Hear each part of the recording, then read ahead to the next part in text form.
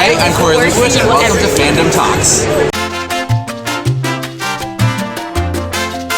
Hey y'all, welcome to Fandom Talks The Flash. It's me and Ari today, and we're going to talk about the second episode of The Flash. It is titled Fastest Man Alive. Yes, Yeah. and it was a great episode. So this episode was all about limits and about finding your limits and not only testing your limits, but making sure you know where they are. Oh yeah. So we had Barry with this whole metabolism problem that they didn't figure out until like mid-episode. Here's what I thought. Here's what I really thought. I thought that his heart was going much faster than it was supposed to, and it was going to cause him to have like a heart attack or something. You think they'd give him a heart attack and like... I don't know. They gave him a hyperglycemia. Like, hello. Hyperglycemia is easy to fix. A granola bar and you're solid. This guy's probably running the length of Central City and back like 3 times a day. So he's burning a lot of calories and he's using up a lot of energy. So it only makes sense that it's hyperglycemia. Yeah, it did. It made sense in the end. So another limit that we encountered was Multiplex, formerly named Captain Clone by the lovely Cisco. Multiplex's limit in specific was his downfall. Oh yeah. Army of guys walking. I thought the scene where Barry punched him and he like punched out 3 other clones was boss. The slow-mo work that they have going here is so well done. All the bullet sequences, you know, the sugar sequence. Oh yeah. When Iris is pouring sugar in her coffee and he's all and like... they stopped everything and he's the only one moving. That was genius.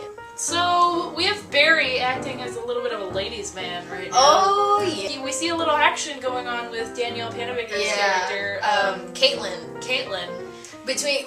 He's totally got Caitlin, he has a thing for Iris, and we know that Felicity and him had a little bit of a thing over on Arrow. So, and she did come visit him when he was in his coma. Now, pending this whole thing with Iris, we're unsure as to whether something between him and Caitlin is going to go down, because Caitlin does have the dead fiancé. Oh, yeah. You know, and that's a little bit of a rough down, but they did have that little squabble where Cisco says that Caitlin's never been that angry. Oh yeah, not since her fiancé was alive. Alright, so maybe it was the 850 tacos, but Barry was motivated to give his first superhero speech. It's full of cheesy little lines like that lightning bolt hit us all that day, you know? And it's perfect! So Harrison Wells, now he's got a father complex. He's one weird mofo. Yeah.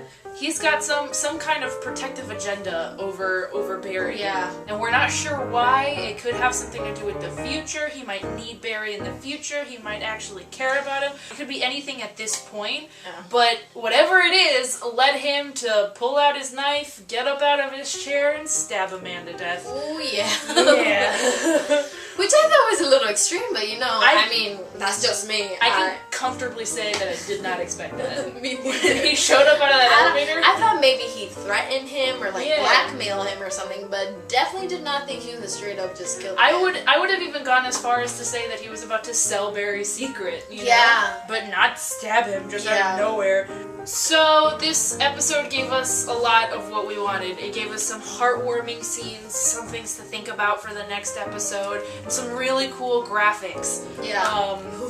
They were so good. Something technical that I really enjoyed was the outfits that they gave little Barry. They always dressed him in red, and they made sure that his surroundings were super contrasting that red to make sure that you got it. Like, and that he was literally running away. Yeah, it's giving you the sense that Barry was destined to be the Flash. He was destined to get hit by that lightning bolt. So we have a theory as to how the show is going to unravel. She's come up with it, and it's very juicy. Okay. So we know that Harrison is some sort of time traveler, and Barry is right now friends with him. And we know that Barry the Flash disappears in 2024. And we know as a child, Barry saw some sort of red and golden lightning-y man in this sort of storm around his mother.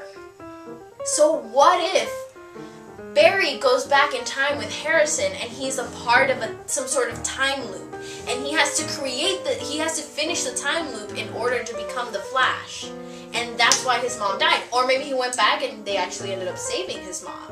Something to support that is that they've really been building up the theory that when the Flash saves someone, they're in one place and then they're suddenly in another place. Now we know from Barry's memory that he went from his living room to the end of the street in about a blink of an eye.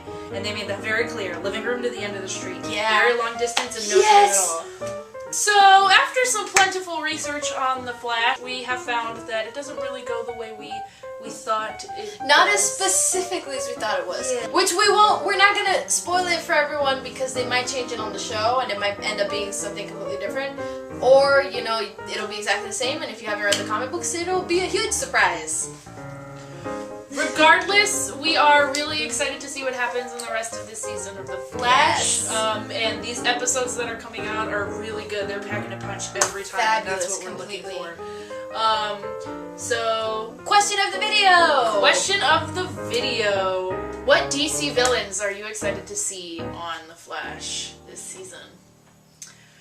Leave your answers in the comments down below. Press like and subscribe and Share a video. Follow us on Facebook, Instagram. We are now on Twitter. We'll leave the links below. Down there. And we'll see you guys next week. Bye!